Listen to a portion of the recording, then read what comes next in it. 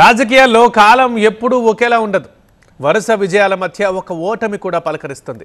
గెలుపుని చూసి పొంగిపోతే, ఓటమిని చూసి దిగాలు పడితే అడుగు ముందుకు వేయలేం. అందుకే పోరాడదాం. పోరాడితే పోయేదేముంది, కుదిరితే మళ్ళీ పవర్లోకి వస్తాం. ఆ జిల్లాలో ఇప్పుడు ఆ పార్టీ నాయకత్వం ఇలాగే అనుకుంటోందట. తాము గెలవడమే కాదు, రాష్ట్ర పార్టీకి ఒక దిక్సూచిలా మారదామంటోందట. ఆశా కిరణమై అందరిలో మరోసారి ఉద్యమ స్ఫూర్తిని రగిలిద్దామంటోందట. ఇంతకీ ఆ జిల్లా ఏది, ఆ పార్టీ ఏది? కారు పార్టీ పోరుబాట. బోర్లా పడ్డ చోటే నిలబడుతుందా? అడవుల జిల్లాలో మళ్లీ అదరగొడుతుందా? అగ్రనేత పర్యటనతో జోష్ పెరిగినట్టేనా? పోరాటం అన్నది కొత్త కాదంటూ మళ్లీ ఉద్యమ రాగం ఎత్తుకుంటోంది కారు పార్టీ. ఎక్కడైతే బొక్కబారులో పడ్డామో అక్కడే నిలిచి గెలవాలంటూ తమ కార్యకర్తలకు మనోధైర్యాన్ని నూరిపోస్తోంది. కష్టకాలంలో పార్టీని నట్టేట ముంచేసి వెళ్లిన నేతలకు గుణపాఠం చెప్పేందుకు, నిరాశ నిస్పృహలకు లోనవుతున్న క్యాడర్కు ధైర్యం నూరిపోసేందుకు ఇక పోరుబాటే శరణ్యమంటోంది. ఆదిలాబాద్ జిల్లాలో అగ్రనేతల నుంచి మొదలు పెడితే కింద స్థాయి కార్యకర్త వరకు అందరిది ఒక్కటే నినాదం: పోరాడుదాం, చావు రేవో కార్యక్షేత్రంలోనే తేల్చుకుందాం అని. ఇక్కడికే పరిమితం చేయకుండా ఈ నినాదాన్ని యావత్ రాష్ట్రానికి చాటాలనే సంకల్పంతో ఉన్న గులాబీ సేన కథనోత్సాహంతో రంగంలోకి దూకేందుకు సిద్ధమవుతోంది.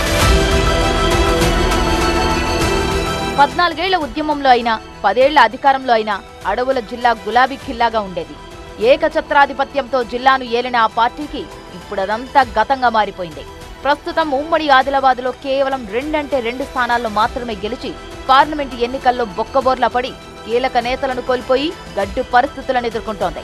రాష్ట్ర వ్యాప్తంగా ఇదే పరిస్థితి ఉన్నా ఉమ్మడి జిల్లాలో మాత్రం దశాబ్దం పాటు ఓ వెలిగిన గులాబీ పార్టీ 2 జాతీయ పార్టీల మధ్య చితికిపోయిందనే చెప్పాలి. అధికారంలో ఉన్నప్పుడు పార్టీలో అంతా తామే అంటూ శాసించిన నేతలంతా కష్టకాలంలో కండువా మార్చేశారు. దీంతో పార్టీనే నమ్ముకున్న క్యాడర్ పరిస్థితి దుర్భరంగా మారిపోయింది. జూబ్లీహిల్స్ ఉప ఎన్నికల్లో భారీ విజయం దక్కించుకున్న హస్తం పార్టీ రెట్టించిన ఉత్సాహంతో లోకల్ పోరుకు సిద్ధమవుతుంటే, ఇక ఇప్పట్లో ఉమ్మడి ఆదిలాబాద్ జిల్లాలో రాజకీయంగా గులాబీ గుబాలించడం గగనమేనన్న పరిస్థితులు వచ్చేశాయి. ఒక్క ఓటమితో పోయేదేం లేదంటూ అధిష్టానం ఇచ్చిన పిలుపు జిల్లా గులాబీ క్యాడర్లో కొత్త ఆశలను రేకెత్తిస్తోందట. హైకమాండ్ పోరుబాటకు సై అనడంతో నిన్నటి వరకు నిరాశ నిస్పృహలతో ఉన్న కార్యశ్రేణులు రెట్టించిన ఉత్సాహంతో కథన రంగంలోకి దూకేందుకు సిద్ధమవుతోందట. బీఆర్ఎస్ అంటేనే పోరాటాల పార్టీ. పోరాడదాం, ప్రజల గొంతుకగా నిలుద్దామంటూ బీఆర్ఎస్ అధిష్టానం పిలుపునివ్వడంతో దాన్ని అందిపుచ్చుకొని చలో చలో అంటోంది గులాబీ సేన. మరోసారి రైతుల పక్షాన నిలబడితేనే పార్టీకి భవిష్యత్తుంటుందని అధిష్టానం పిలుపునివ్వడంతో మేము సైతం అంటూ పోరాటాలకు సిద్ధమైందట ఉమ్మడి జిల్లా క్యాడర్. అందులో భాగంగానే పత్తి రైతులకు గొంతుకగా జాతీయ రహదారుల దిగ్బంధానికి పిలుపునిచ్చింది బీఆర్ఎస్ పార్టీ. ఇటీవల పత్తి రైతులను పరామర్శించేందుకు కేటీఆర్ రావడం, పర్యటన గ్రాండ్ సక్సెస్ కావడం శ్రేణుల్లో నూతనోత్సాహాన్ని నింపింది. కాటన్ మార్కెట్లో రైతులతో మాట్లాడిన కేటీఆర్ పార్టీ తరపున పూర్తి భరోసా కల్పించారు. దీంతో బీఆర్ఎస్ ద్వితీయ శ్రేణి నాయకత్వంలోనూ జోష్ వచ్చేసింది.